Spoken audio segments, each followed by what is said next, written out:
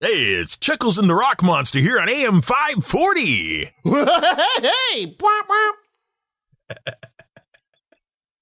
God, that's so easy to do. How do they get paid? I do have to object to being the sound effect guy, though. Yeah. The one guy who only speaks in quotes and in Foley. It's like that we're supposed to believe there's a third member in the studio. There's not. There's not. There's nobody there just pressing the buttons.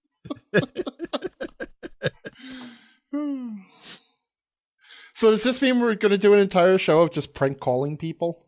Oh yeah, let's prank call Gary Gygax and see what he has to say about a book we read.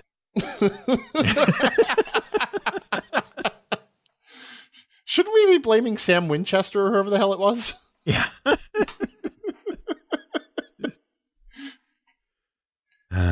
Chuckles and a rock monster. Which of us is which?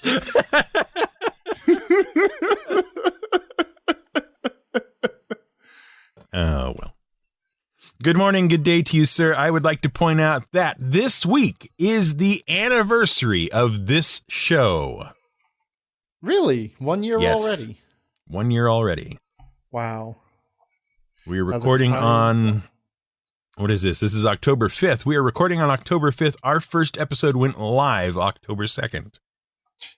And given how long these episodes go, in 6 weeks, we'll have actually recorded 1 year worth of audio. Yeah. one physical year's worth of audio. It's like, wow. Yeah, wow. All right. So fill us in. How's Elite Dangerous doing? I've kind of cooled on it a little bit. Uh-oh. I'm still playing it occasionally. Like, I'll pop it open. But as soon as I moved it to the PC and decided to play it there, that's nice and all, but that's not like sitting on the couch relaxing. So, that's sitting up in the chair and doing all this. So I when I'm at the computer, I work. That's mainly the reason I'm at the computer or a social media. I don't do that so much anymore either. So I needed a new game to play on the couch.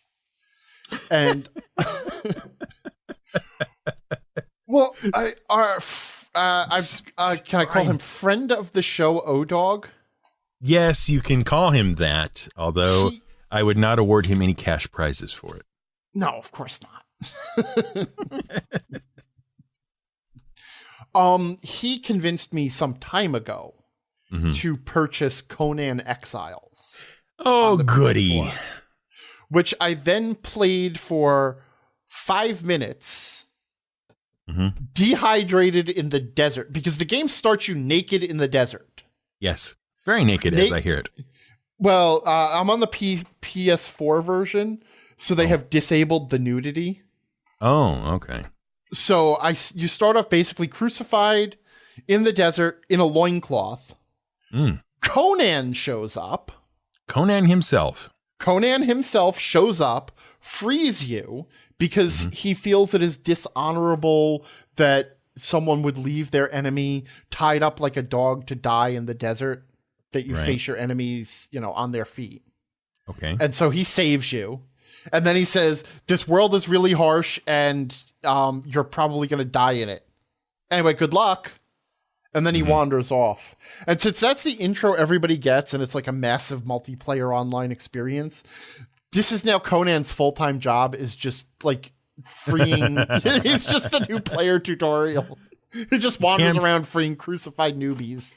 He camps the spawn, and when somebody shows up, he goes and releases them. He goes back to camping the spawn. Yeah, so I've never played a survival game. Okay. Which is what they classify this as. Which is basically like hardcore Minecraft with violence. Right. It's like it's building with a purpose, and that purpose is to not die. And the world is full of things that will just kill you and take your stuff. Being allowed to continue to build things to prevent you from dying is the reward. Right. So, and you basically start off like staggering toward a river, hoping to get there before you dehydrate, and eating bugs for sustenance. Oh. And then in short order, you start to, you find bugs in the bushes. And then you like make pants. And then, and it's so fun because there's a progression. And there's actually a very clever thing built into this game. Because the big problem with a lot of those survival games is that they're utterly goalless. They just drop you in the world and hope you can figure it out, right? Mm-hmm. So they have this little system called the journey system. And it's divided up into chapters, which suppose, like, the conceit is they tell the story of your character's survival, right? Sure. This is the chapter where he learns to make pants. Well, that's almost exactly what it is. So you go into this menu, and in chapter 1, there's like 10 things. And it's like, feed yourself, clothe yourself, find water, find signs of life, whatever. And there's a little narrative story about, you've been hanging on there so long, your muscles have atrophied. And so you want to practice moving and climbing and stuff like that. So it basically works as gradually shifting from a tutorial to soft goals. Because by the time you reach the 3rd chapter where it has taught you, okay, I'm going to need a tool. I need something, I can't just keep pulling up plants with my hands. Can I tie these branches and rocks together to make like a hammer or an axe or something, right? Yeah. And it moves on to giving you harder and harder goals. It's like, okay, you know what? Your loincloth is not enough protection. Make some armor. And by then it has taught you enough about how to navigate the menus and invest in crafting skills and stuff that you could say, okay, well, to build armor, I need hide and I need a crafting, I need an armorer's table. And to get hide, I need a skinning knife. And to get a skinning knife, I'm going to have to get some iron. You know what I mean? Mm-hmm. Like, I think that's actually the one I'm working on now. They have started to put the goals farther and farther out from the step. So it starts walking you step by step and saying, okay, look, can you actually just move? Okay, that's good. Yeah, can you find some food? Can you figure out how to pick up a bush? Good. Can you figure out how to eat the bugs that are in the bush? Excellent. Are you smart enough to walk toward water? Can you find the drink button? And then it's like, okay, we've given you enough now. Can you actually start to, then it goes from find shelter to build your own shelter. It's like, okay. And so it gradually leads you in through learning the game. And the little narrative that's written is actually kind of interesting because it sort of gives you this mindset of your character, both before and after that you've functioned. Mm-hmm. And written into the narrative are little clues too. So like when it tells you, like do a light attack or use a heavy attack. Because first it tells you just go kill something. You got to kill something because you need meat or whatever. I don't remember the reason. And then it says, okay, do a heavy attack. And of course there's a button prompt to do a heavy attack. And then after you read the narrative after, it's like, yeah, you figured out how to do a heavy attack. And you've sort of learned that there's a rhythm to combat, that timing this out different ways. And just reading the narrative tells you something about how combat works. Okay. So it's actually pretty well done all in all. But one of the things that I found really funny is that there are some really odd jumps in your technology level. Like, so I'm at the point where I'm eating bugs and I have made a sleeping mat out of leaves. I think I have crafted a campfire. This was at the point this happened. And I had made a rudimentary stone axe to start cutting wood. Right? And then I see, because I am a Nordheimer, which means something in the Conan verse, and I have no idea. Sounds rude. Right? Yeah. And I worship the god Ymir. Okay. So I have the ability to build a shrine to Ymir. It's just one of those, it's one of my crafting recipes that I'm So you're now a member of the Ymir community. Right. So I'm like, okay, what does this take? And it says I need this much stone and this much wood. And I'm like, okay, I throw together. Oh, wait, it was Mitra. It was Mitra that I did, right? And so now I'm sleeping on this little mat, and I made a wooden box to hold my possessions, and I had a campfire, and I'm eating bugs. And then it says, go collect 200 stone and 100 wood, and then make this shrine. I pop out the shrine, place it on the ground.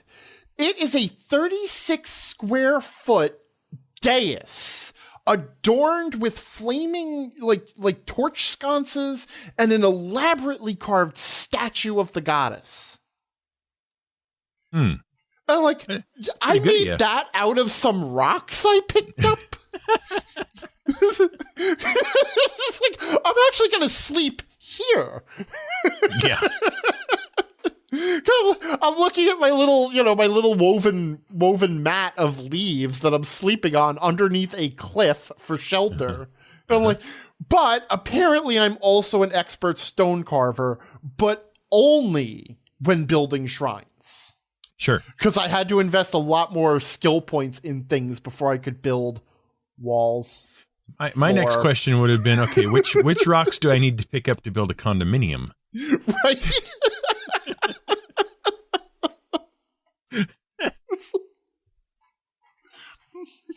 Wow. Full on statue and torches and everything, huh?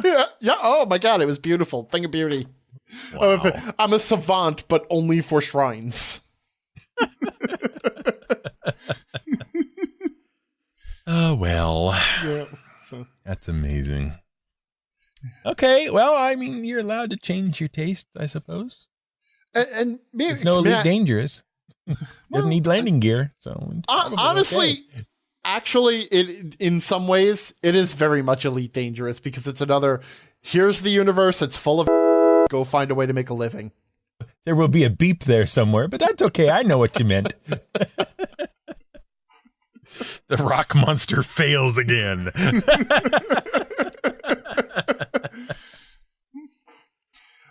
Meanwhile, can I ask a question? You may certainly ask a question. Turning on my PS4 the other day, I happened to notice that a friend of mine had been on. Warframe? Yeah, it's free. Yeah. And I saw somebody, Nathan from Delve Podcast, did a little review of it. Free to play games. He had like a free to play month in September. Okay. Where he just reviewed a bunch of free to play games. Warframe was one of them. And on his list of top 5 least worst games in the free to play universe, Warframe was like 1 or 2. So I thought I'd check it out. I've had someone who is going to remain nameless who tried desperately for a half hour to sell me on Warframe and also to sell Tiny on it. And we got as far as we downloaded it. Yeah. Well, Carpe and I were playing last night. Well, okay, then Carpe is still remaining nameless though. Okay. Yeah, I was on trying to figure things out, and he happened to be around and hit me up with an invitation and whatnot. So I made him answer questions. Oh. Rather than trying to make the game do it, because the game's not good at answering questions. None of the games I have found to play that don't come with an actual manual are any good at answering questions about how they play and what systems are in play and how they work and all that kind of stuff. Yeah, and that's basically everything I've been drawn to lately. Because, Yeah, Warframe is kind of a faster Destiny. Okay. In that you move a lot quicker and the story is much more compressed. At least the initial story is much more compressed into like 5 or 6 missions rather than 10 or 12. And it mostly just wants to be PvP. Right. But really fast, fluid PvP. Okay. And it's still got all the stuff with, your weapons and mods to weapons and, pick your colors and unlock this and unlock that and, that kind of stuff. In that respect, it's very similar to Destiny, but I give it credit for having some unique character design. Huh. Okay. But it's a third person. It's like a hero shooter, right? Yeah. Yeah. Okay. Yeah, you run through, you shoot everything that isn't you or Right. or whoever you're teamed up with. Mhm. And then you come out the other side having accomplished whatever it was you were supposed to accomplish. You tagged all the right buttons and all the little flags went where they were supposed to go, and then you can leave the mission and go do the next one in line. Somehow pushing the buttons and placing the flags has won you the battle. Yes, exactly. Yeah. Okay. Yeah. And it's okay in that respect. I mean, it's got some interesting bits to it, but it's not, it's free to play. Okay? Yeah. That is the main attraction. If it's also free to play and happens to work well, then that's all the better. And this one just it works well enough, Yeah, well, that's cool. But I have a sad about the whole PlayStation thing. Oh. Yeah.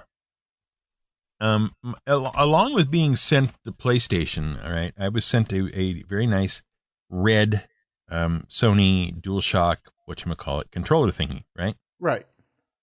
Okay. It's all nice and it's brand new and it's red and I had to take it out of the package and everything, so I'm sure it's 100% brand new.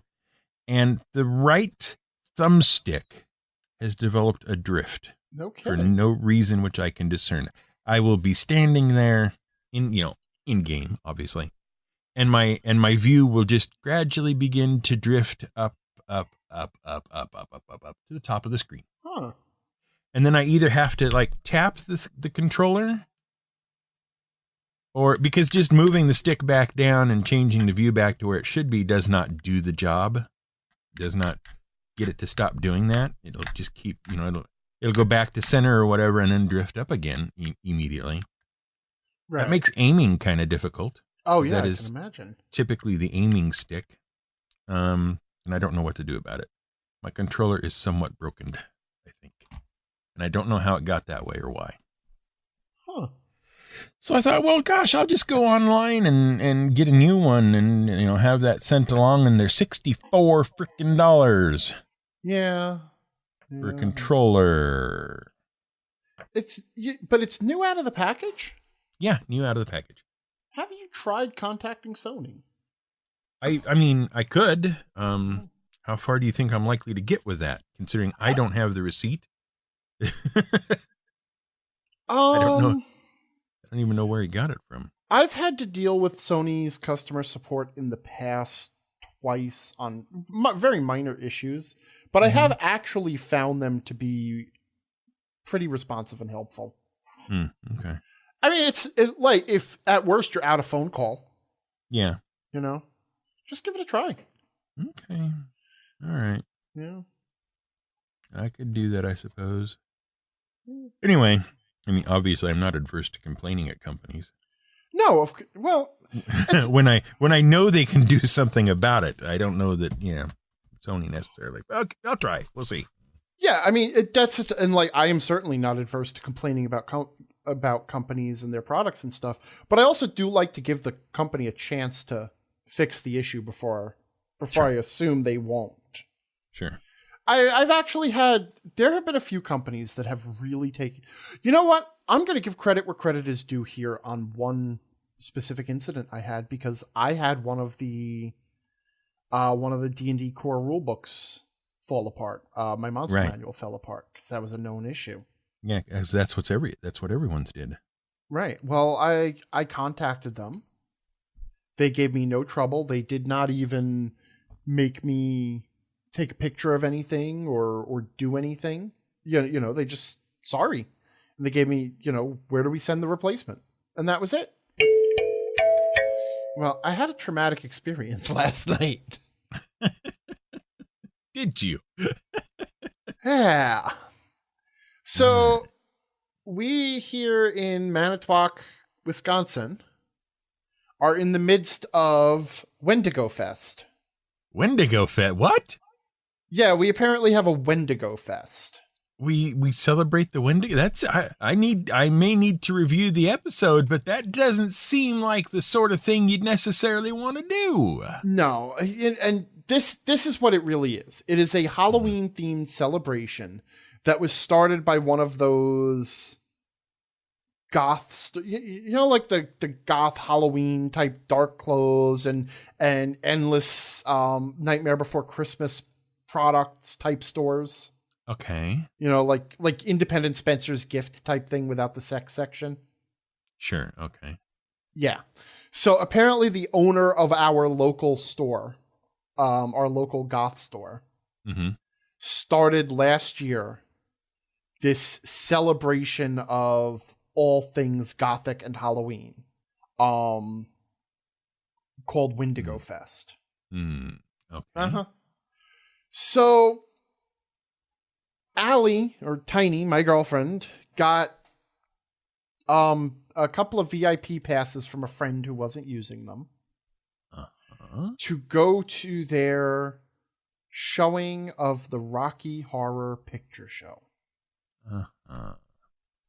Yeah. Okay. So we went last night. I have never seen the Rocky Horror Picture Show. Is it turn out there's a reason for that? Have you seen it, by the by? I have seen enough of it to know that I'm not really all that interested in it. But I assume you're familiar with the cult culture around it. Yes. Where everybody sits in the theater and recites the stupid movie over and over. Yeah. Mm-hmm. Well, okay, no, it's not just reciting the movie. This is the baffling thing. Oh, did you go to the one of the ones where they get up on stage and act while the movie is actually playing? Turns out, yeah, kind of.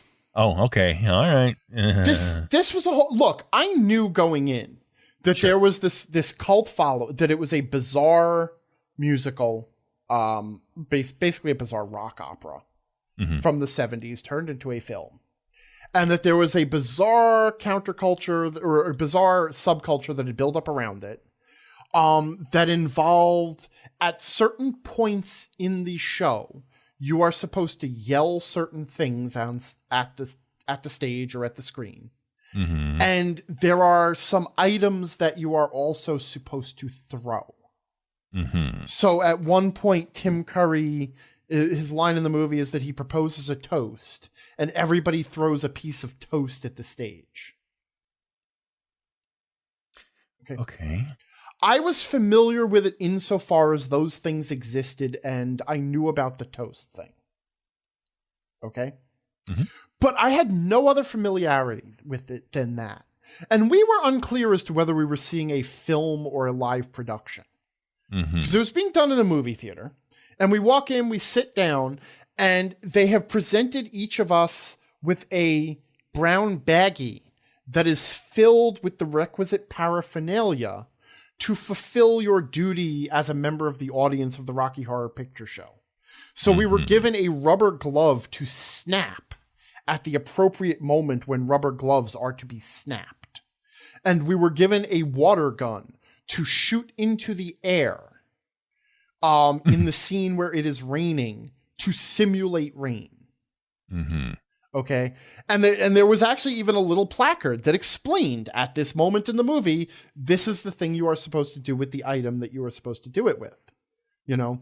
And they're all like, it's all very cheesy puns. Like the propose a toast, we throw some toast, you know, or, I can't even think of the other ones because I'm like stunned. But the important thing to understand going into this is that apart from the counterculture, which I knew, or I keep calling it a counterculture and I don't know why. I'm sorry. My brain is broken. Apart from the cult following around this movie, I was going to see this movie because I had never seen it before, and I was therefore watching it as a film. Right. That was a mistake. Yes, that is a big mistake because I discovered why all that paraphernalia and stuff is necessary. Because the movie's not that interesting? It keeps you from watching the movie.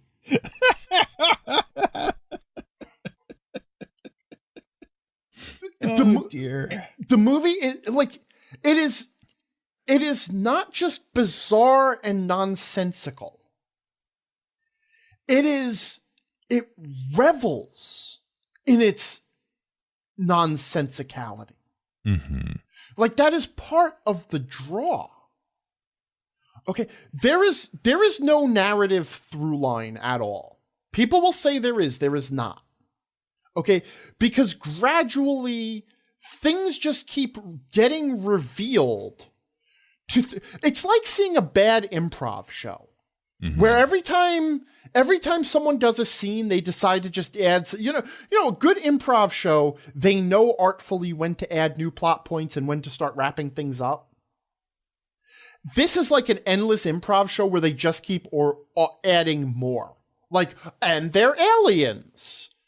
And the guy works for the FBI, but also he is the uncle of the person who was murdered. And it's kind of like, remember how artfully Clue did all of that? Mm-hmm. Like, they kept adding more and more ridiculous things, but they were like gradually cranking up the thermostat, so it was just gradually getting more and more ridiculous, and it carried you along for the ride. And in the end, it just sort of, it came to an absurd but ultimately sensible conclusion. One that followed from everything they had done, right? Mm-hmm. This is like Clue without the art. This is Clue without the comic talent, okay? Okay. So now because I started out, it seemed fun. Okay, and I'm getting into it, and because the first scene, there's a couple of young kids at a wedding, and he proposes to her, and he admits that he's in love with her, and we're supposed to throw the confetti as like rice at the end of the wedding scene. Okay, fine, that seems fun. And then they decide that they're going to go and tell their high school science teacher, because it was their class they met. They're going to go tell him that they got engaged. I think this is the plot. And so they get in their car and they start driving. They get caught in a terrible rainstorm. And at that point, you're supposed to take out your little water gun and just squirt it into the air. And because it's raining, and then it's raining. And they also give you a piece of newspaper to hold over your head, because there's a character, when she gets out of the car, she's doing that. I'm like, okay, this seems fun. I can see how it corresponds with the action of the scene. And so far, it's a fairly standard B horror sci-fi movie. Couple of newlyweds get lost in the rain on their way somewhere, and there's a castle. Right? And then they have a song where they see a light on in the castle, and we're supposed to break our glow sticks and wave them in the air. Okay, fine. This seems cute. And then it just takes a sharp left on 4th and Bananas. And gradually, I could not do the things anymore. Like, I put the little list aside. I was ignoring my stuff because I started to watch the movie. Mm-hmm. Instead of laughing that we're in a movie theater shooting water guns at each other, and obviously people go a little crazy with that, and it's all fun and games, and then it's like, no, okay, so what's happening now? What? And meanwhile, there was a woman near us, and she was very well versed in the phenomenon, so she knew all the things to yell. Oh, by the way, I haven't even pointed out the other thing, that it was both a live production and a movie. Because even though they're showing the movie, there is a group of people on a rudimentary set acting out and lip syncing to the movie in costume. Okay. Why? And so now, as someone who has never seen a production of the Rocky Horror Picture Show, I don't know what to watch. Mm-hmm. Because the problem with the little performers, doing it on a rudimentary set is they are lacking an actual set and actual props from which you can glean what is supposed to be happening. So I have to watch the movie just, okay, we're in a mad scientist lab. Oh, okay. That's what that thing is over there. That's the container where the monster is being made by the alien transvestite. Because he was an alien transvestite in the end. Uh-huh. So, okay. So this is going, and I'm watching, and I'm like baffled. Okay. And she is yelling out all of these lines. And I can only describe them as, the little, like the counter song to Rudolph the Red-Nosed Reindeer? Yes. Where the obnoxious kid yells, like Attila the Hun, and stuff that is just completely bizarre non sequiturs that try to make a joke out of one line. Mm-hmm. Okay, that's what all of those things that she was yelling out are. And I look over and she has her phone on, which is delightful in a theater, by the way. And she is reading from a list to make sure she spews out all of these jokes in response to the dialogue on the screen. Now, I'm not going to complain that she was distracted from the movie because, of course, this is part of watching. Everything was. Right. Because, and again, you know, I should have realized that I needed the distraction. Okay. And at this point, so we walk out at the end, and Tiny asks me what she thought, and she finds the movie and the cult following amusing. She's not hardcore into it. She didn't know they call it, by the way, because I found out what they call it. They call it counter dialogue. Okay. Which, by the way, is no different than anyone else yelling sarcastic remarks at a screen. Right. And it's just as inartful. Okay, because unless you are the guys from Mystery Science Theater 3000, you're probably annoying people. You're not funny. Okay? And this is the thing, because it's a rote thing. It's like a sermon. You know, the priest gives the thing and then everybody responds, you know, blah, blah, blah. And then they respond. So it's a rote thing. So it's not even like, if you have done this more than once, you've heard all the jokes, you know, and there are nicknames for the two main characters that you're supposed to yell out every time they introduce themselves, which are just like childish insults. You know, like you're supposed to question one's sexual promiscuity with a phrase I can't utter, and you're supposed to refer to the other one as having a poor personality with a vernacular I can't use. You know, it's like all of this stuff, it's all just automatic responses, right? But it does, like I said, distract from this film that I can only describe, and I'm going to piss off a lot of people. That film is garbage. It is complete and utter garbage. It makes no sense. It does not try to. It is not funny. There are funny moments. I will give it that. The music it's fairly typical 70s, like rock opera type music, but it also has no connection to anything that's going on. It's just song and dance numbers for the sake of song and dance numbers, and it's all basic, and the whole thing is basically about just have sex with whoever you want and it doesn't matter. That's the only moral of it. Okay? That there's nothing wrong with having sex with whoever or whatever you want, whenever you want, even if you are getting married to them or getting married to someone else or whatever. Right? Okay. Dress how you want, act how you want, be how you want, doesn't matter. Which is a great morals, but then it was the 70s. So I totally accept that too. So now I'm trying to figure this all out. Because I cannot understand how this film built the cult following it did. So I had to Did you go do research? I did do research. Oh, okay. I did research. I'm sorry. What did your research? Well, my first problem was I could not understand how this film came to be. Right. Okay, I couldn't, because this is the problem. As soon as you stop doing all the fun little things and start watching the movie as a film, if your brain starts working, you're going to suddenly have a thought. And that thought is, hold on, somebody wrote this down.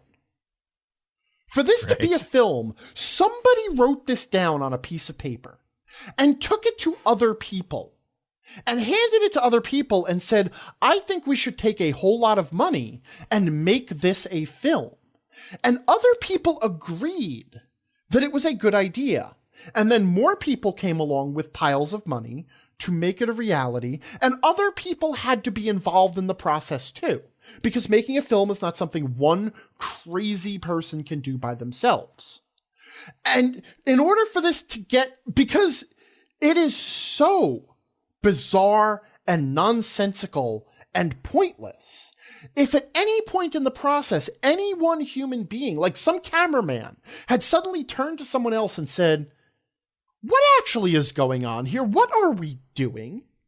Everybody would have fallen silent and reflected for a moment. And except for the one wackadoodle who wrote it down, they all would have realized something had gone horribly wrong. And it would have stopped. Now, again, because of the time period, I'm assuming that a lot of drugs are involved. Okay? Okay. And because the opening song, by the way, it's called Science Fiction Double Feature, which sort of serves as the framing device for this show. One of the framing devices, because it has several layers of framing device, oddly. And it is a song that is just a list of science fiction and horror B movies from the 30s to the 70s. Mm-hmm. It's just a song of, I watched all these movies. And I thought about it. And I'm like, you know what? This makes perfect sense.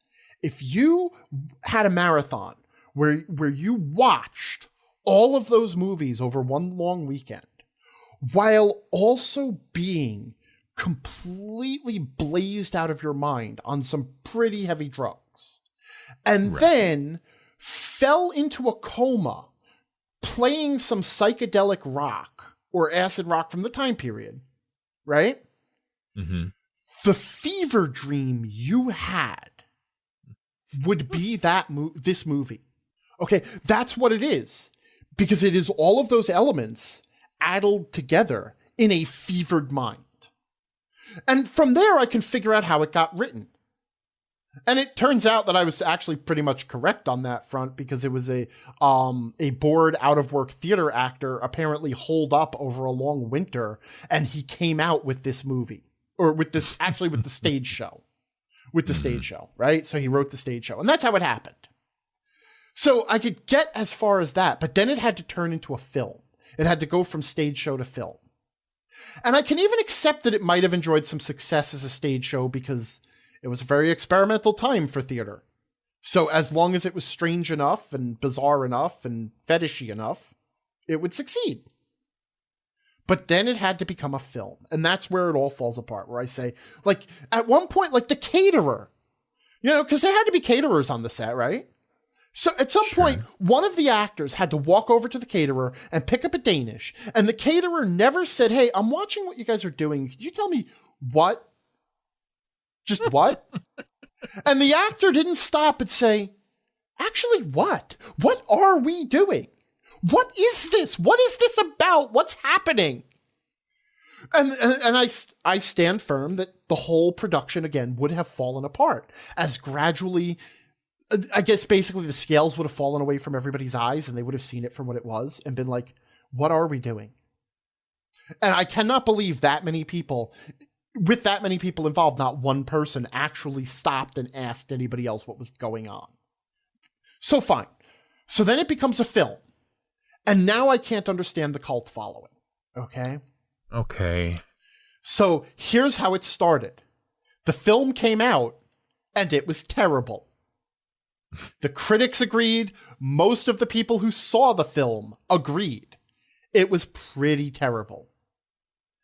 And then, starting with a school teacher at a theater in New York, a small group of 3 or 4 people went to a show of it, and, baffled and bored by the show, started yelling at the screen Mystery Science Theater style. Right? Mm-hmm.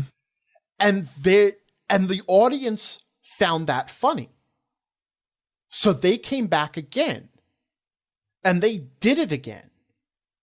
And they would keep coming up with new material. And so people kept showing up at this one theater, because if any of those folks were in the audience, and then other people caught on, and they would start making up new jokes. So they were, the counterculture grew up out of, the cult following grew up out of making fun of the movie in funny and original ways. Like they were constantly trying to find new jokes to make fun of in the movie. Meanwhile, somewhere else, a group, I think this was in Pennsylvania, a group of people watching the movie they had seen it once before, and they must have told their friends, like, this is the most bizarre thing ever. You have to come and see this. This is a joke. Brought them back, and they actually climbed up on the stage in front of the movie screen and started pantomiming out the movie in like this really over-exaggerated way. And that got a response, so they started doing it again. And so gradually those two things became sort of a habit, and people would show up to rip this movie apart, right? That's where the whole cult following comes from. Okay. But here's now the problem, okay? What those people were doing in that theater last night was not what had started this cult following, was not, let us lampoon this utterly awful movie with funny, original, clever witticisms. It was, let us repeat, because many of the jokes that are now repeated at the movie came out of that original group in New York. It was their best material. Uh-huh. Okay. So this is now the equivalent of people who are just repeating a stand-up routine that has been around for 30 years, and all of them agreeing to just laugh at each other. Okay. I get it now. Yeah. Right? You do. I do. And what's happened is that the same things have been repeated so often, the same jokes, the same, involvement, the same kind of live action elements have been repeated so often that they are now just rote and have no actual feeling or anything behind them. Right. And the people who participate in this, they aren't like the original people who saw this hilarious bit of inexplicable cinematicness, let's just call it that, and made fun and delighted in the awfulness. It is a group of people who they all want to fit in this off-kilter little cult they have built up.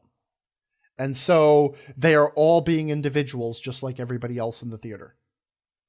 Makes sense to me. By the way, you could have saved yourself a lot of time and anguish and just watched it online. I had never had any interest in it. I was vaguely curious, but, and by the way, just to be clear, because I know this accusation is going to come out that I do not like things that are off kilter, over sexualized, or that kind of thing. And I have no problem with that. I thoroughly enjoyed Hedwig and the Angry Inch, which was basically like what would happen if the Rocky Horror Picture Show had a plot. And less just send up of sci-fi stuff. And I also understand that it originally started as like as an affectionate parody of sci-fi and horror movies of that era. Except that's not what came out. That's how it started.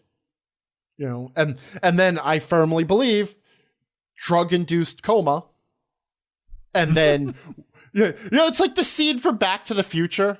It's like, I was hanging a clock and then I fell. And when I woke up, I drew this. Except I was really high and I was watching all these movies and then I not passed out. And when I woke up, I wrote this. It's just holding up a script for Rocky Horror. There's a sequel of sorts. I've heard. That sequel is called Shock Treatment. Uh-huh. And you may enjoy that for its own merits. Good luck. Yeah. You know what? I think I'm good. I kind of feel that we said all we needed to say in the first one. Okay. Watching that, there was, there was actually one moment that actually elicited a genuine laugh from me, and I was like, that was actually kind of clever. At the very beginning, Dr. Frankenfurter introduces himself as a sweet transvestite from transsexual Transylvania, right? By the end, we discover that he is part of a group of invading aliens whose plans are never made clear. Right. nor how anything that happened in the movie advanced whatever plans they could have had. But at the end, it is revealed that they come from the planet Transsexual in the Transylvania galaxy. So it's kind of like when we say city, comma, state. When he was introducing himself, he was from Transsexual, comma, Transylvania, as in transsexual in the Transylvania galaxy. Right. And you know what?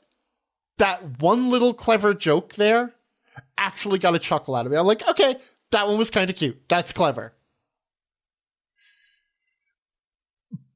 But I was really and then the house flies back there. The house castle lab flies back there. The house castle lab spaceship. Yeah. Mm-hmm. Did you want to investigate the remake at all at some point? I really feel that I have had a full experience with this. I cannot imagine anything that needs to be added at this point. Oh, okay. Okay, I mean, you've bought the whole package. You've seen the whole package, and let me tell you, I have seen the whole package more times than I wanted to. Okay. As a result of this. All right. By the end, by the way, every character is actually in fishnets and lingerie, male and female. Of course. By the end, the plot has contrived to get everyone in fishnets and lingerie. Okay. And my fellow townspeople were acting this out live and in costume. The mayor of our town was there. He had a part. He was actually, I should say, there was one character who does not end up in fishnets and lingerie. Mm-hmm. And it is not the paraplegic, wheelchair-bound high school science teacher. He does end up in fishnets and lingerie. Okay. But there is also a criminologist narrating the story, because of course, he serves as the framing device within the framing device. Because the first framing device is we have gone to a theater to see a science fiction double feature. And the second framing device is that there is a criminologist telling us about these events. And he played the criminologist. Okay. And while he actually he was talking to a buddy in the audience at one point, and while he was talking, I overheard him say that he does not know the lines of the movie very well. Mm-hmm. And so most of what he was doing when he was lip syncing was saying watermelons, peas, and carrots, watermelons, peas, and carrots, peas, and carrots, watermelons. You know, the old theater trick. Right. Okay. I feel better. I'll vote for him again.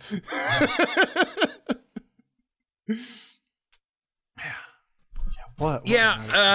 Okay. Sure. That's fine. I guess I don't, I'm just reaffirmed in my decision to not really take all that much interest in the Rocky Horror Picture Show in any variety, which is fine. Some of the music's catchy, and it did have Meatloaf. The Drew Carey Show did some out of context Rocky Horror Picturing stuff. Any reference to Rocky Horror Picture Show is out of context automatically because the show has no context. Right. Okay, fine. I'm sorry. Gosh. All right. I mean, that's fine. I'm glad you went and did that. Got it out of your system. Honestly, it was fun. As much as I'm playing up the trauma. Mm-hmm. It was amusing. And people just having fun with it. I'm not going to begrudge anyone their fun. If people find that fun, that's fine. But as an outsider looking in, I have to give kind of the Gorillas in the Mist perspective here. I feel like there's one important question about this experience you have not answered, though. Yeah? Was the toast any good? No. Let me tell you something about the toast they gave us. The toast was bagel chips. Leonard suggested Scott check out System Mastery in his comments on episode 49, and I'm told that you have tried it out. I did.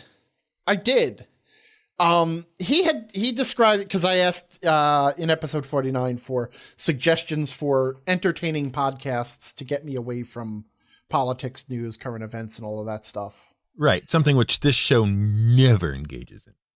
Right. Well, after you fix that one in post, right? Yeah. And he had described it as just two guys reading and reviewing old RPGs from the game store bargain bin. They're more of an improv duo, and he really likes that they try and pick one good and one bad thing from each book that they review. Oh, and he's right. It's a lot of fun. Okay, cool. I listen. The only problem, if anybody's going to go out and listen, based on what I'm saying, they actually have two different types of episodes they do. Mm-hmm. Some of them are they pick an obscure RPG product that you have never heard of, read it and review it to death over an hour and a half. Right. And I cannot understand why you would want to listen to two people talk about anything for an hour and a half on a podcast, but I don't either. Seems weird to me. Right? Mm-hmm. But they are very entertaining. And they are also very thorough. Okay. And it's not like a serious review. Like, they're not like trying to get you to buy it or not buy it. It's more like, let's see what we can make fun of in this. More so or it's less. the MST3K of RPG modules. More or less. Yeah. But they actually do go in depth enough where they actually do describe the mechanics and stuff. Uh-huh. But the other type of show they do is what they call their expounded universe, which is a live play. Uh-huh. So I had to skip those. And then I had to just dig back through. And I listened to 2 episodes. They did a review of a superhero product called With Great Power. Mm-hmm. And another this was one, it was from 1988. It was an anthro/furry science fiction game. Where you play genetically engineered and modified humanoid animals who were produced by a corporation and then serve as indentured servants exploring the universe in spaceships. It was called Justifiers. So not bunnies and burrows? No. And yeah, so System Mastery has gotten a subscribe. They're on my list now. I give them a 3.5 out of 5. Oh, that's actually pretty good from you. Yeah, tolerable. Well, I mean, if not for the length, because it takes me 4 or 5 days with the amount of time that I have to listen to podcasts to get through an hour and a half episode. Okay, so. I'm going to throw one out there. Not necessarily for you. I think you would find this more frustrating than you would enjoyable in any way. Okay. But this is a podcast called Hey Riddle Riddle. Okay. Which I just discovered the other day. What they do is they what they do. This is the hard part, because technically what they're doing is they're discussing riddles. Okay, they present a riddle, and then the show members talk about their answers and how they arrive at their answers and what the answers are and that kind of stuff, right? Okay. Problem is that either the people on the show are incredibly obtuse. Okay.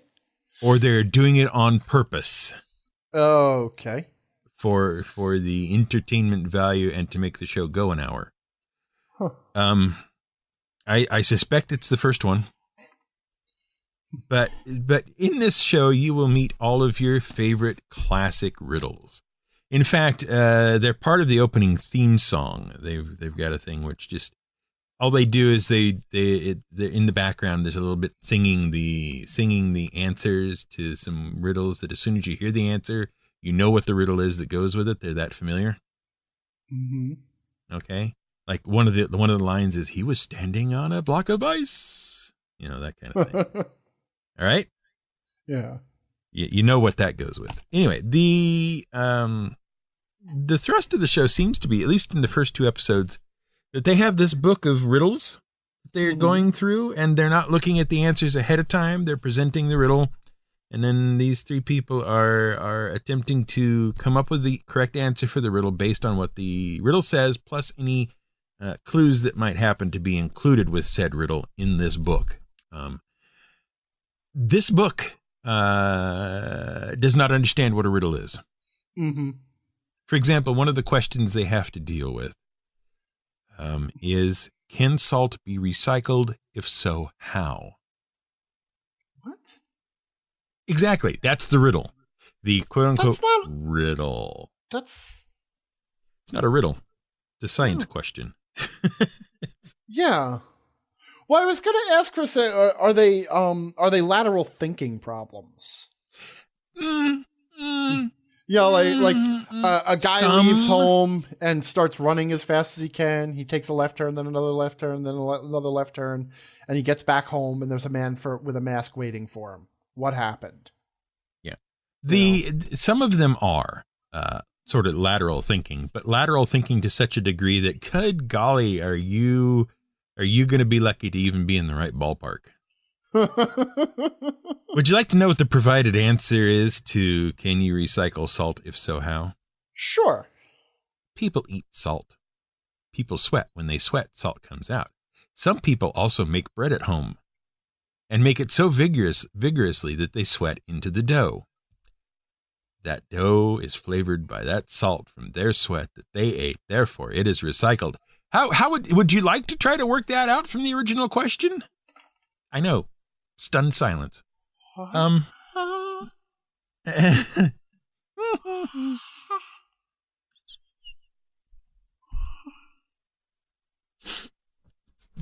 I know. I'm listening to this and I'm going, what? Fortunately, many of the answers provided by the people responsible for this show were far more interesting, which is its only saving grace. See, I would have just said evaporation would be sufficient to recycle salt. Yeah. You could put salt in a soup. Uh-huh. And then boil the soup dry and then use the salt at the bottom to, whatever. I don't know. Yeah,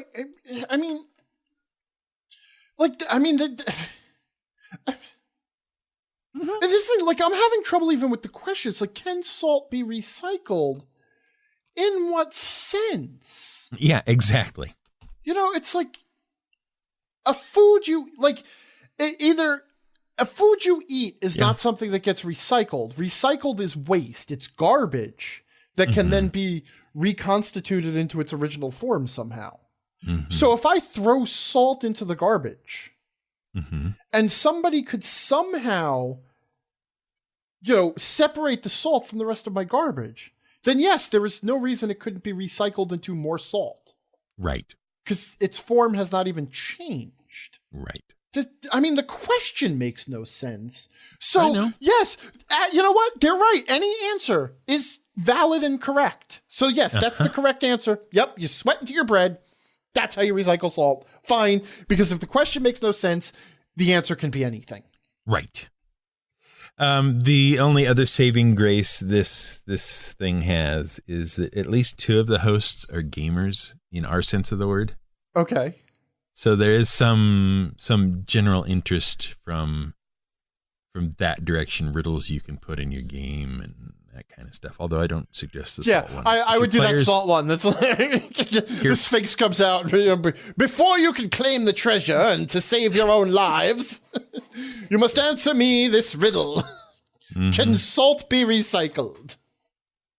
And some of them are, like I say, some of them are kind of classic riddles and puzzles and brain teasers and that kind of thing.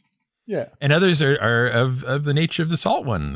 There was one about a guy who is this guy in town and he likes beer and he's often seen to be shouting and gesticulating violently, but whenever the cops see him, they leave him alone. Why? Wait, what? Whenever he's always gesticulating and shouting wildly. Mm-hmm. Is he a Is he a television performer? And so they No. always see him on TV and... No. Okay.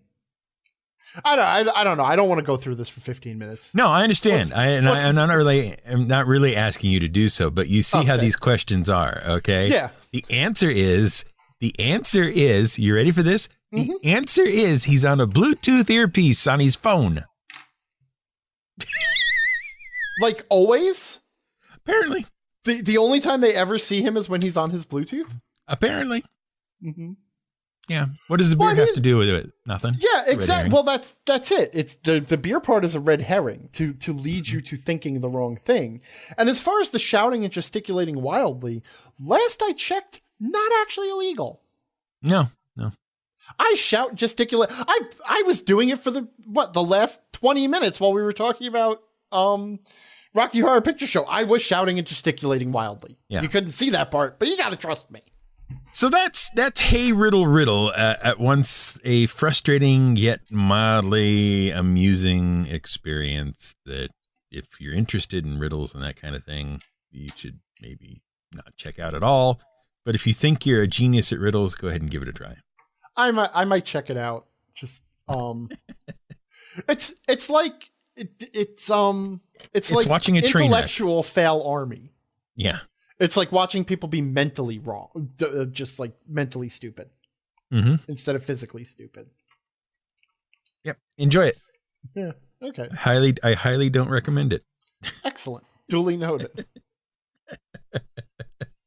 All right. So that was that was feedback. it for feedback. Why? Why so little, sir? Well, first of all, because our episode just came out yesterday, right?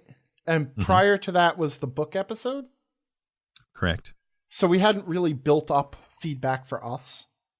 Right.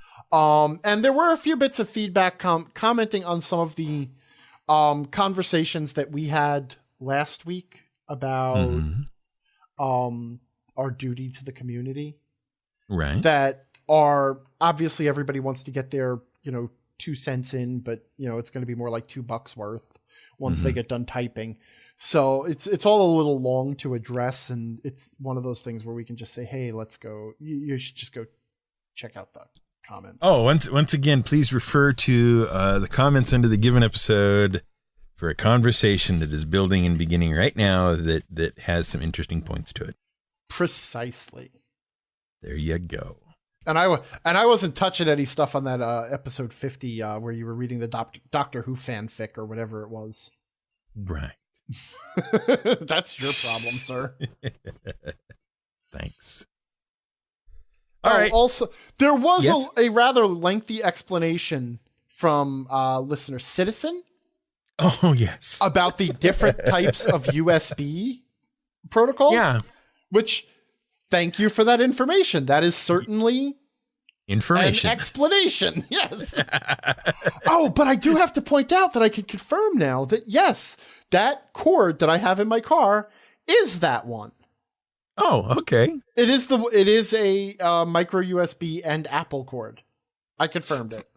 So it's not that it's broken. No.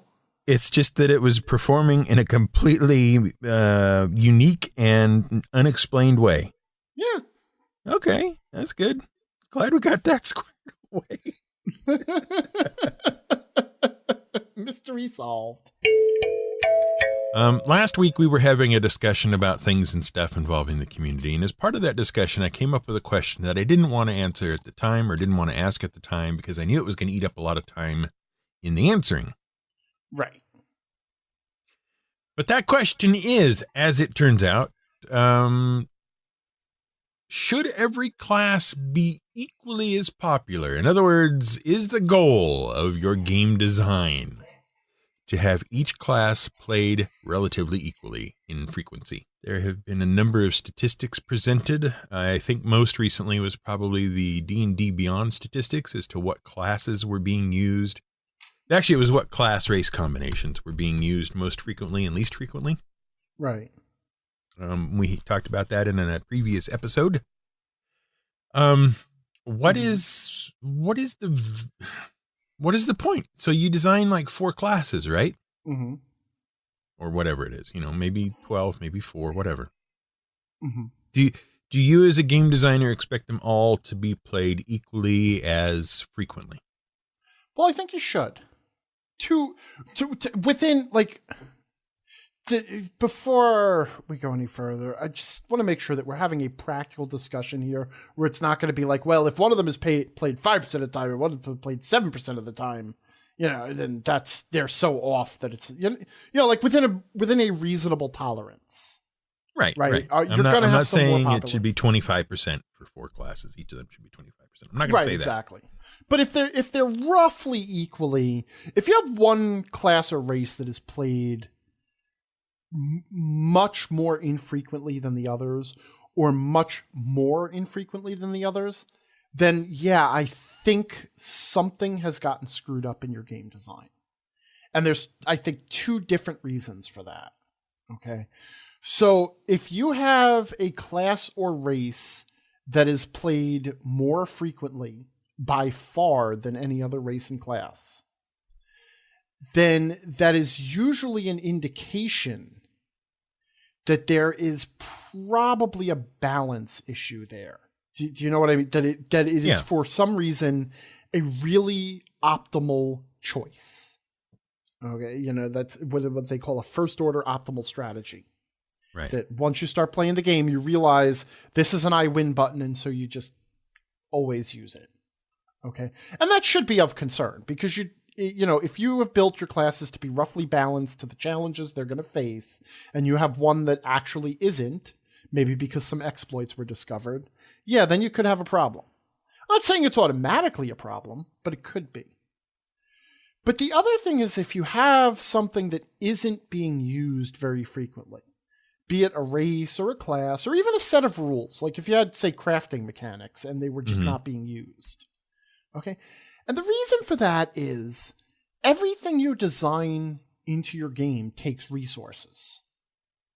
Okay? You've spent time and effort and page space on building this thing and testing it, and depending on what it is, if it's just a class, it's easy enough to ignore a class if you're a player. It's like, oh, I'm not interested in that class. I don't have to read it or know anything about it. But, if it's a set of rules that comes up for a specific situation that everybody tries to keep in their head, then it also wastes like cognitive space in the brains of your players. But whatever. The point is, every element in your game consumes resources to either be added to your game or to be a part of the game. And if you have something that nobody wants to use, well, those resources could have been put to use better. You could have designed a different class, or you could have added more options for the classes people do want to play. Or you could have just taken a day off. You didn't have to add it. And the page space could have been given over to something else. It could have been given over to more art or, different rules options or something else. Yeah, but you don't know that going in when you start the design. No. You don't know it's going to be underused or overused. No, of course not. I mean, you try to, right? I mean, you wouldn't design something you didn't think was going to be as interesting as the others. But, like, say you're doing play testing, right? Let's say you come out with your own game of mazes and monsters or whatever, and you're doing play testing. During the play testing, you notice that none of your play testing groups are interested in playing your war cleric, whatever. Uh-huh. Okay. Do you spend time, obviously you want to figure out why, but if it comes down to people just don't like this concept, it's just not meshing with people, well, you can just keep plowing ahead and keep testing and refining it and insist that it be a part of your game. Or you can pivot and try to do something completely different with it so that maybe it will appeal to people, which could be risky because you might never get there. Or you could just say, you know what, let's not spend any more time than we already have on this thing and just drop it. So that in the final, and then we free up 4 pages for the final product. I do agree that once a game comes out, if there's something that's in the rules that isn't being utilized, I don't think there's much to worry about there, because that at that point it's sunk cost. It's like, well, you'll never get that page space back. You'll never get the time you spent back. So why worry about it? But if I'm then releasing future supplements, it's like, I'm not going to release any supplements for this class that almost nobody is playing. That kind of a thing. See, what put this question in my head was kind of a side comment that came up that last episode about the Ranger. Yeah. And the constant reworking of the Ranger class and all that kind of stuff, because nobody seems to know what a Ranger wants to be, and nobody's capable of just making a decision and running with it. Right. And then so I wondered why that was so important that the Ranger class be quote unquote perfect for quote unquote everyone. Uh-huh. And so I thought maybe part of the reason was that the devs felt like the Ranger should be played as often as a fighter, as often as a rogue, as often as a wizard, as often as a sorcerer. Well, once again, if the devs are going to spend time putting something in the game, and they put something in the game that no one's going to use, they have wasted their resources. Right? I mean, that's the issue. As far as the Ranger though goes, that's interesting because it does show sort of a I don't want to say let's call it a flaw in the thinking about the game design of D&D. Uh-huh. Where they had a list of classes that had to be included because it's D&D and it has to include these things. Right? Mm-hmm. And the question is, how much did they really know about how important having the Ranger really was to everybody? And I don't mean the vocal minority. I mean, if you put out a survey and you have a question like, and do you think the Ranger should be included? Even people who would never play the Ranger might say yes, just because, well, it's part of D&D. Right? You don't know why people are going to say yes. So what you really want to know is how many people have been dedicated to playing the Ranger in the past, and how much have people wasted on playing the Ranger. And maybe they did do this work. I don't know. I'm just speculating here. Mm-hmm. But I do know that the devs did come out and make a lot of noise about that they were going to include everything that has been included in a core player's handbook as an option. Like, that was just part of their design statement. It's like, well, if it's ever been in D&D, it's going to be in this D&D. Which, honestly, going back several years now, that should have been one of the first, warning bells that this was ultimately going to be a mess. And I still hold Dungeons & Dragons is currently a mess. It's a mess that happens to work, and it's fun, but a mess nonetheless. No, but okay. So, but let me throw the opposite question at you now, so that you could sort of prove the null hypothesis here. Yes. Okay. What value is it to put something in the game that will be used only rarely?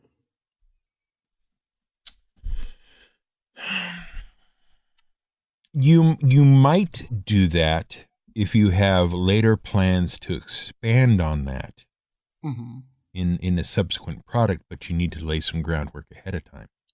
Okay. Other than that... So it almost serves as a placeholder, like this content coming soon. Yeah, kind of. Mm-hmm. Like there was a whole thing in the FFG Star Wars stuff about building lightsabers and that kind of thing, which was not going to appear in the first 2 core books. Right, because no Jedi stuff came around until Force and Destiny. Force and Destiny was the Jedi stuff. So so the first 2 books, Edge of the Empire and Age of Rebellion, didn't have anything for that really. Mm-hmm. But there were some default kind of lightsabers available at any given time. So there was a variety of different lightsabers you could use, and then work with those, and some instructions on how the GM could work with, allowing people to customize them a little bit before the actual full set of rules came out. Mm-hmm. So that kind of thing. Other than that, though, you certainly wouldn't put a half-baked class in just because you felt you needed it.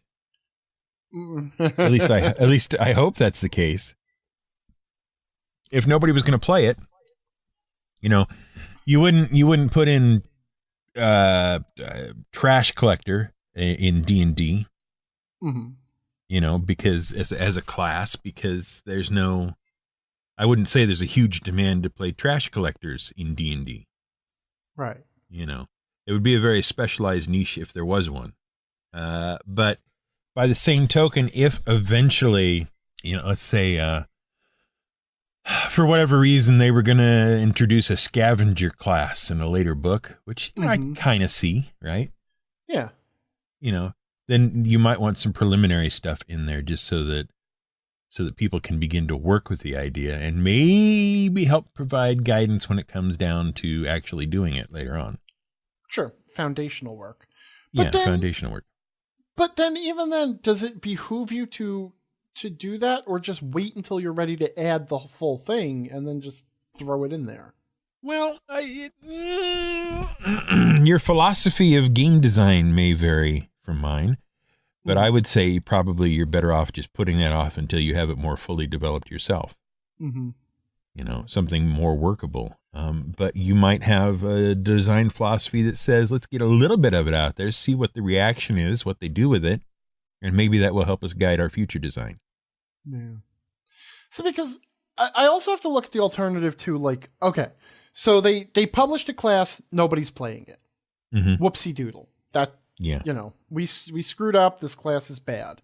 Now you see an opportunity to fix it, right? Is there a benefit to that? To fixing it? Yeah. I would hope so. Well, I mean, really, what good does that do it? Obviously people are okay.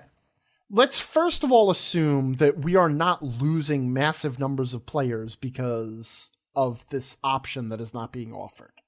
Like, our Ranger comes out, our Ranger is written so badly, no one wants to play it, and we hemorrhage players because everybody was expecting to play the Ranger. Okay? Yeah. Let's take that argument off the table and just go with, you have 10 class options in the book. One of them appears to be subpar. Nobody likes it. Everybody finds other classes to play instead. Mm-hmm.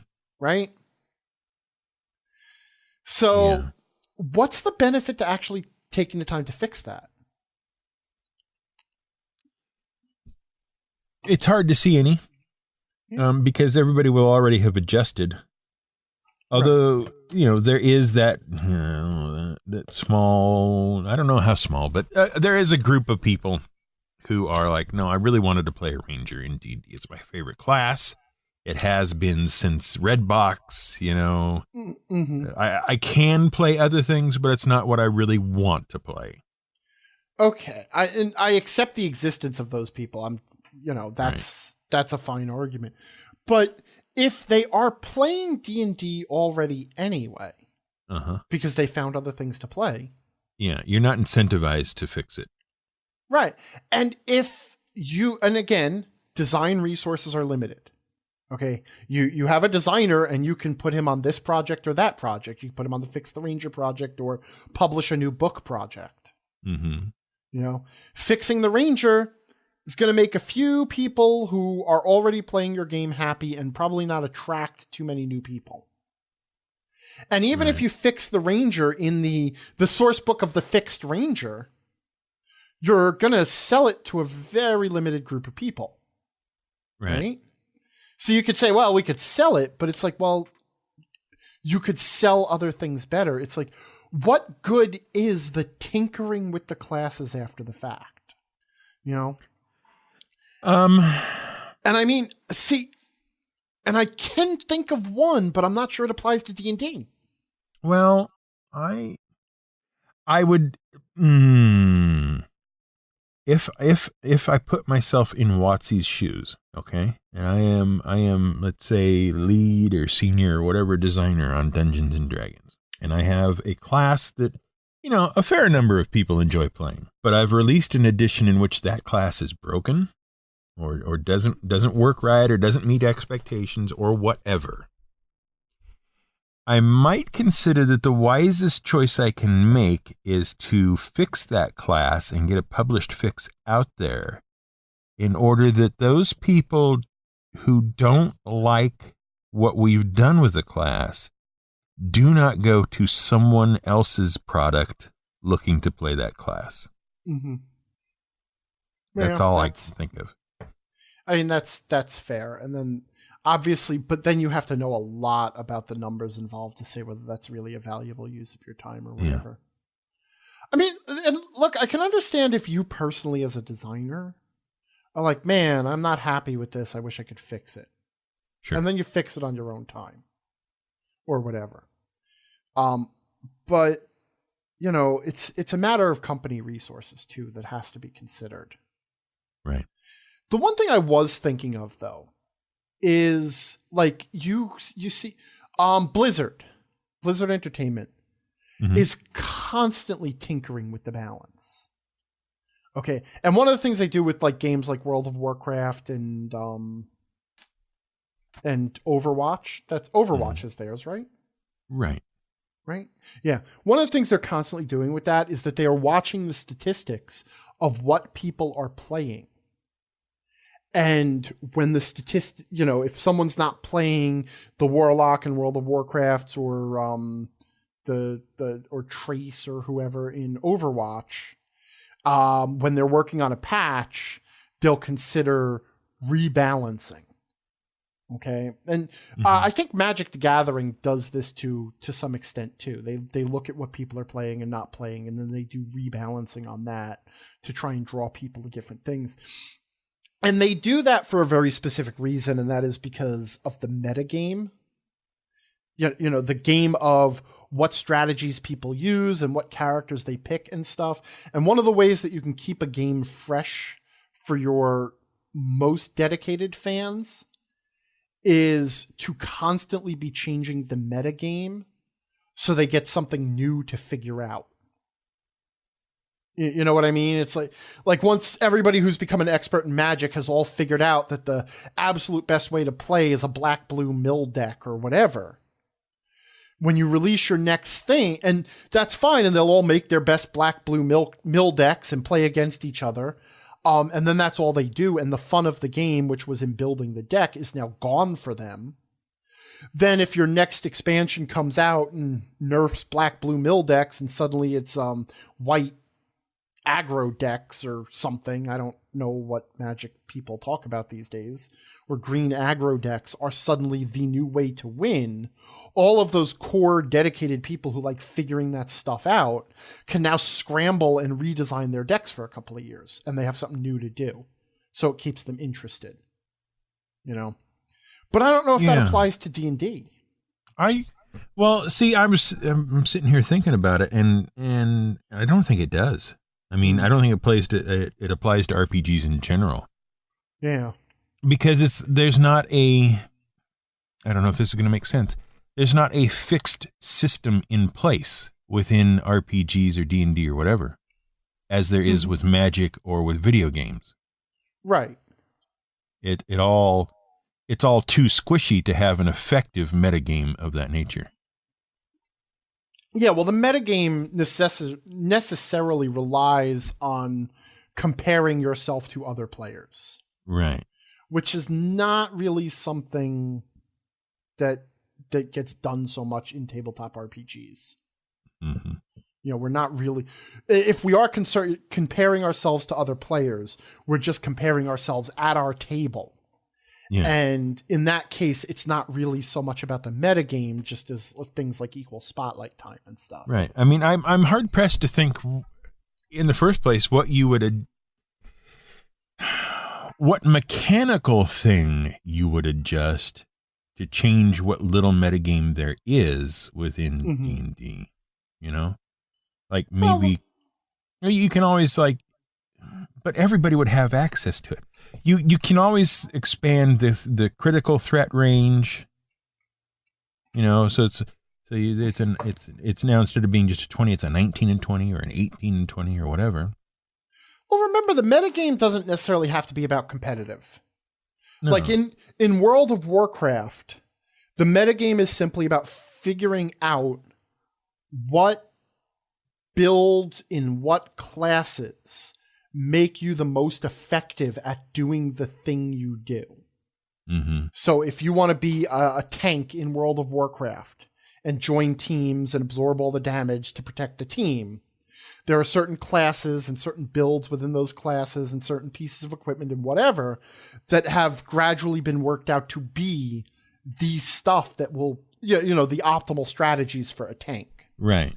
You know, and that's also part of the metagame, you know. So it's not just about competition, but it's still about comparison.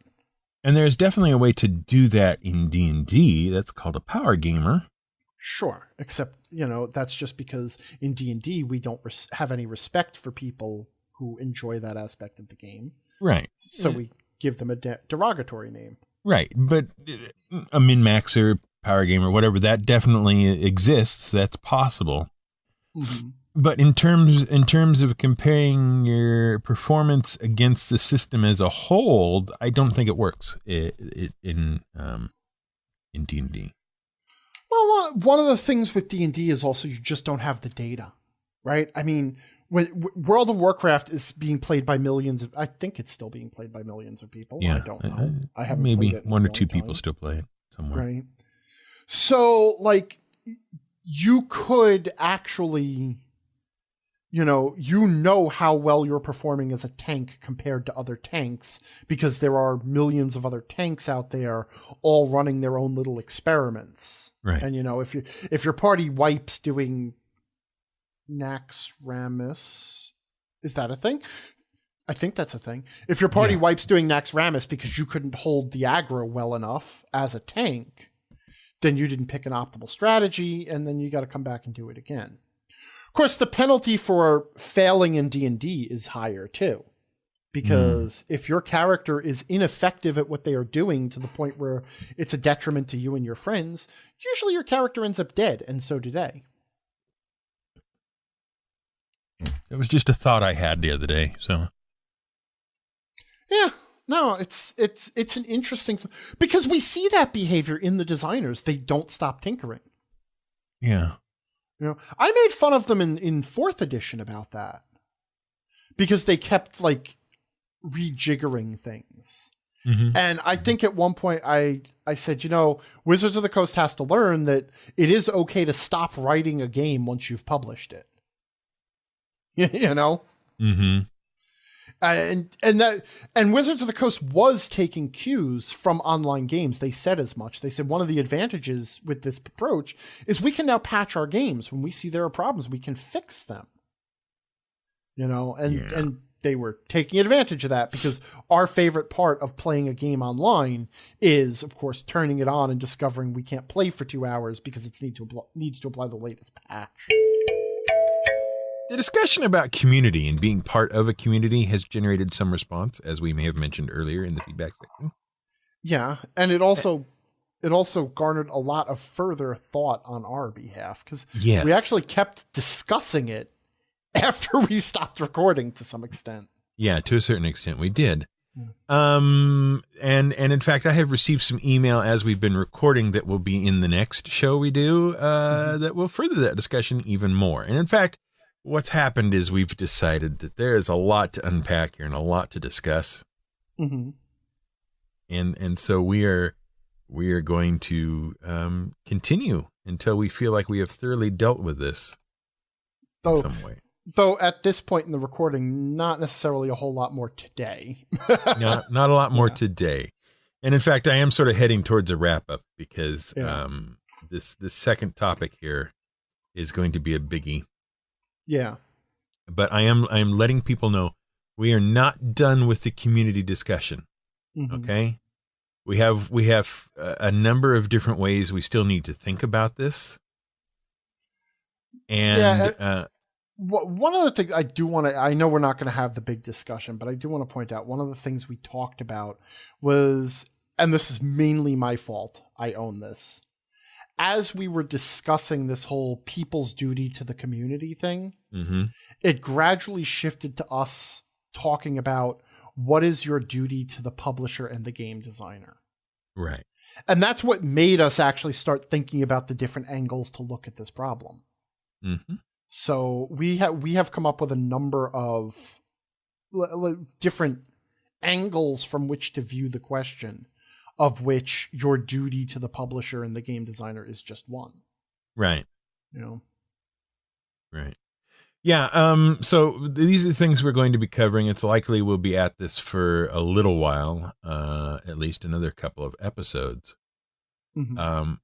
But before we wrap things up completely here, I do want to go over a couple of notes in terms of what's going to be happening with the show for the remainder of this month. Oh, sure. That's helpful. Yeah. Because I actually don't know. What are we doing? Well, okay. So this episode that we're recording is intended to go out on the 11th. Okay. All right. The trick is from the 9th to the 17th, I'm going to be out of town. Right. I will be at Chuckles up in Vancouver. And then you will be shutting up and sitting down, if I that is right. that correctly.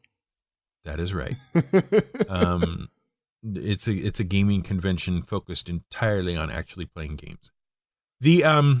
What a novel idea. I know, it's weird. What that means is you and I will not sit down during that week and record an episode. And I will be sad. Yes, I will be as well. And it also means that almost immediately upon returning, Leslie and I are going to have to sit down and record an episode about Mistborn that we've been reading. Okay. Which will be interesting for a variety of reasons when we get there. And then we will have another recording chance with this. So we're looking at in the following order. We're looking at a missing week, and then the book week, and then back to you and I again. So that doesn't mean we have to record in that order. That just means that's the way they're going to get released. So the next time people will hear my voice on this is the 25th. This is the 11th missing week. Oh no, it's going to be November 1st. November 2nd or 1st. Yeah. Something. All right, all yous have a happy Halloween. Yeah. I'll just go in my corner. You just go in your corner. But yeah, we will come back to this. We will fill in episodes as we go along here. Yeah. Just be aware that I'm out of town, and that means there's nobody to edit the show, so there's not going to be a show. I can do it. All right, they're mostly in sync. That's good enough. Publish. Yes, exactly. So that's what we want you to know at this point in time. I will be back before he will be back, but have a good Halloween and all that. I realize it seems ridiculous at the front of the month to be wishing you a good Halloween at the end of the month. Yeah, but this is where we're at now. That's where it's happening, and that's what we got. So we'll come back to this issue. We will come back to a variety of issues, and then we will proceed on as if nothing has happened. But hey, I do want to take some actual real recording time and thank absolutely everybody who has listened to this podcast over the last year. Like it or hate it, right. We appreciate it. Yeah, and though if you hate it and you've listened to it for an entire year, it's your fault that it keeps happening. Yeah. If we didn't have listeners, we would not be here. This is true. This is true. I love the idea that people out there hate listening to us. Yeah. They hate listening. They can't wait to be angry about the next thing we say. Well, there are certain game designer feeds that I check on a regular basis just for that. It's like, yeah, just so I can see what to be mad at them about now. And you complain about your blood pressure. If you're a hate listener, drop us a line. Let us know. That's right. All right. So thank you very much, everybody. You have given us an incredible year so far with the show. Hopefully we will have another incredible year with the show. And it only remains for me to say that you and I, will see they next time.